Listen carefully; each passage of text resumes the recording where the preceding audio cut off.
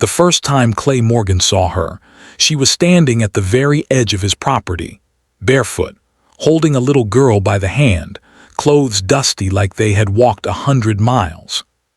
Clay had spent years alone on that ranch. Too many years. But nothing, not storms, not cattle, not the loneliness, had ever stunned him the way the sight of that woman and her child did. The woman's voice trembled when she spoke. "Sir, we're sorry. We didn't mean to trespass. My daughter just needed water." Clay didn't say anything for a moment. Words were never easy for him. He simply looked into her tired eyes, brown, gentle, scared, and then at the little girl clinging to her skirt. Finally, he stepped aside. "Water's inside," he said quietly. "Come on." They hesitated, then followed him into the ranch house. The girl, no older than 5, drank like she hadn't seen clean water in days. Her mother, Emma, watched her with relief and exhaustion mixed into one. Clay set a plate of biscuits on the table. "You too hungry?" Emma shook her head politely. "We don't want to trouble you, we just need to get to town." Clay raised a brow. "Town's 15 miles from here." "I know," she whispered, "but we don't have a choice." Her voice cracked at the end. Clay nodded slowly. "I'll take you." Emma's eyes widened, surprised by the kindness of a stranger. But before she could thank him, Clay added one more sentence, one she didn't understand yet. "Only if you promise to come back home." Emma froze. Home. Clay looked away, clearing his throat. "My home, the ranch, at least for tonight. You and the girl look worn out. Roads aren't safe after sunset." There was no tone of ownership in his voice. No demand. Just deep concern. Emma realized he wasn't offering conditions. He was offering safety. "All right," she whispered, "we'll come back." They rode to town in Clay's old pickup, silent, except for the little girl, Lily, humming a tune. Clay glanced at them now and then, noticing the way Emma's hands shook every time a car passed or someone stared too long. In town, Emma disappeared into a pharmacy and came out with medicine she tried to hide in her bag. Clay didn't comment. He just opened the truck door for her and helped Lily climb inside. When they returned to the ranch that night, Clay made up a guest room, clean sheets, warm blankets, towels, everything he could put together. "Thank you," Emma said quietly.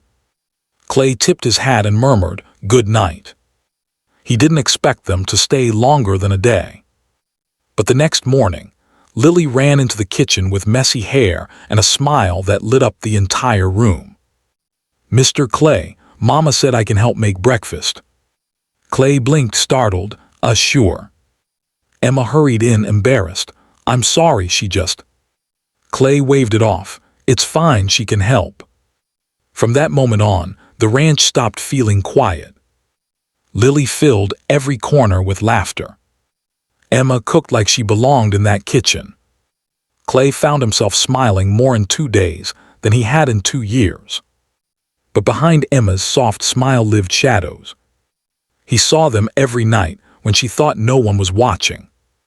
One evening after Lily fell asleep, Emma stood on the porch, arms wrapped around herself. Clay stepped beside her. "You're scared," he said softly. Emma stiffened. "I'm not." "You don't have to lie to me." Her eyes filled with tears she'd been holding back for too long. "My husband found us once, and I'm afraid he might find us again." Clay's jaw tightened. "He hurt you." Emma looked down. "He hurt everything." Clay didn't touch her, didn't push, but his voice hardened in a way that made her heart tremble. "He won't hurt you here." "Clay," she whispered, "we can't stay forever. I don't want to bring trouble to your doorstep." He turned toward her. "You came to my land asking for water," he said. "You left me no trouble, just company I didn't know I needed." Emma looked at him confused. "Why would you want us here? You don't even know us." Clay exhaled, long and heavy. "Because I've been alone for a long time, Emma. And when you asked me to take you to town, Something in me realized I didn't want to lose you two to some dusty road. She didn't answer, she couldn't. Her heart was beating too fast.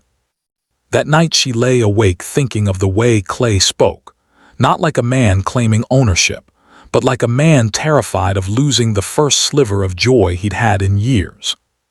But the past always finds its way back. 3 days later, a black truck rolled up to the ranch. Emma saw it from the kitchen window and froze. Lily's drawing fell from her hand. "No," she whispered, "he found us." Clay stepped outside before she could stop him. A tall, angry man jumped out of the truck. "Where is she?" he barked. Clay didn't flinch. "Get off my property."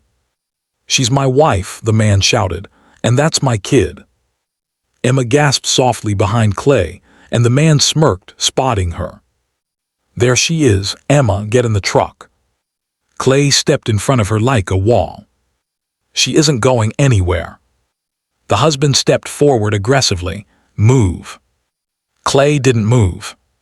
"She's under my protection now," he said quietly, "and I don't take kindly to men who treat their family like something they own." Emma grabbed Clay's sleeve, trembling. "Clay, don't." Clay turned his head slightly. "You want to leave?" Emma looked at her daughter, peeking from behind the curtain. At the bruises still fatting on her own skin. At Clay's silent, steady, honest. "No," she whispered, "I don't." Clay faced her husband again. "You heard her." The man lunged. Clay caught him by the collar and slammed him against the truck. "Next time you show up here," Clay growled, "you leave in an ambulance." The man scrambled into his truck and sped away. Emma collapsed into tears, shaking uncontrollably. Clay lowered himself beside her. "You're safe," he whispered. "You're safe here." Emma buried her face in his chest, crying harder than she had in years. Clay held her, not tight, not possessive, just enough to let her know she wasn't alone anymore. Later that night, under the soft glow of the porch light, Emma finally found her voice. "Clay, earlier, when you asked if I wanted to leave." He met her eyes. "I asked because I needed to know," he said softly. "I'll never keep you here unless you choose it." She stepped closer, voice trembling. "I choose this, I choose you." Clay's eyes softened, shoulders relaxing for the first time in days. "Then you better stay," he whispered, "because I wasn't lying when I said, this ranch doesn't feel like home without you." She touched his cheek gently. "Clay." "Yeah. Take us to town again tomorrow." He smiled, small, slow, beautiful. "Only if you promise to come back home." Emma wrapped her arms around him, resting her head against his chest. "We will," she whispered. "We already are." And for the first time in years, Clay Morgan wasn't alone anymore.